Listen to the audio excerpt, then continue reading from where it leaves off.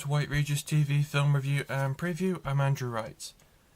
So last week when I was off, Karate Kid Legends came out on home video.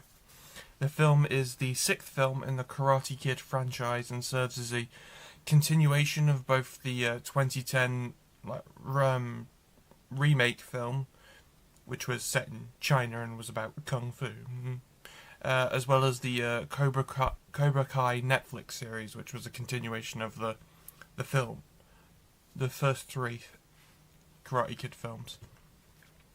So Legends stars Ben Wong as Li Fong, a kung fu prodigy who moves from Beijing to New York, and he gets on the wrong side of a local karate champion. Is, a bit of a shady guy. His sensei's a bit of a shady guy.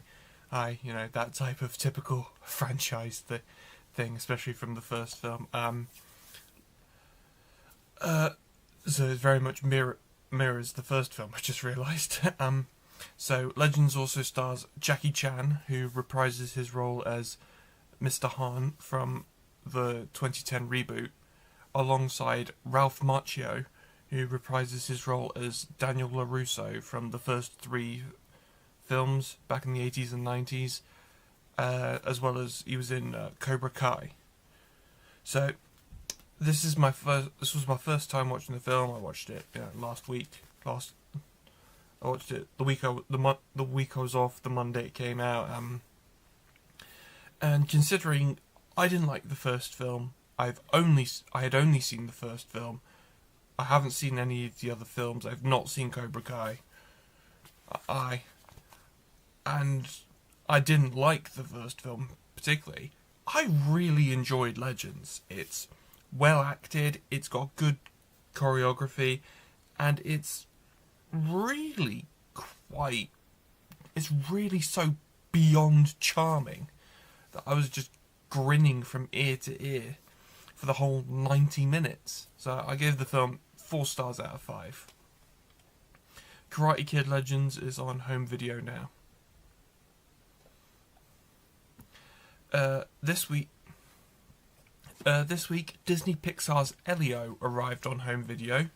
The film stars Jonas Kibreb, Zoe Saldana, Brad Garrett, and Jamila Jamil. The film revolves around an 11-year-old orphan boy under the care of his military aunt, who feels like he doesn't belong on Earth. He keeps wanting to get abducted by aliens, and he gets mistaken as an intergalactic ambassador for Earth after getting beamed up by aliens, and has to navigate a diplomatic crisis with a warlord. So this was my first time I watched the film. I deliberately didn't watch it last week when it came out on Disney Plus because I wanted to wait for the Blu-ray. And I have to say, I liked it. It sort of does the Pixar thing of, it tells a moving story about the love of family and the search for identity and belonging, and is displayed to us with great visual splendour. It's also about the friendship between a human and a non-human, like almost like Ratatouille, and I love Ratatouille. So I gave Elio 4 stars out of 5. Elio's on home video now, as well as streaming on Disney Plus.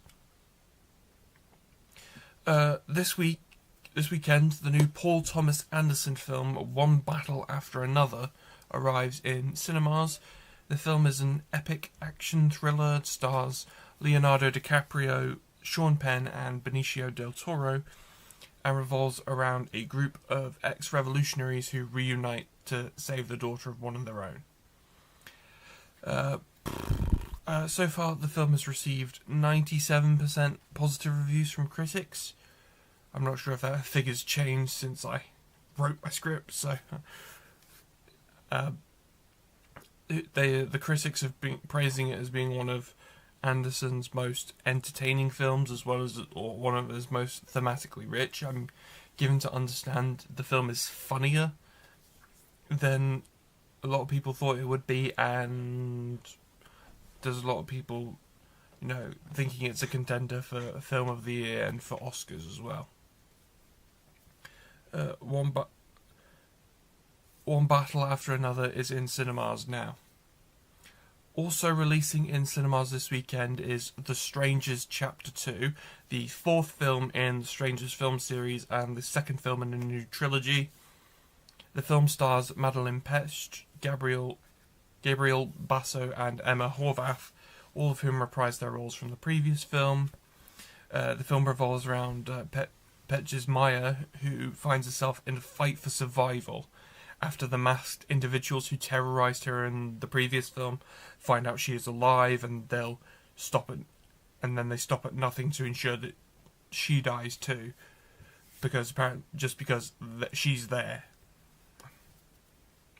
So I'm actually quite looking forward to this one, as I seem to be one of the select few people who actually quite enjoyed the first one. The first one wasn't a perfect film.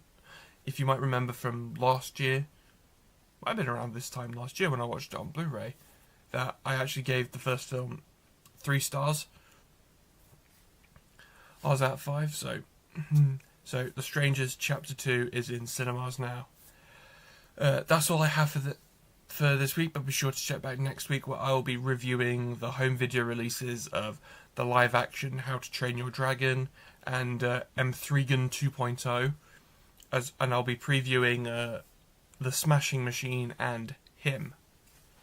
See you next time.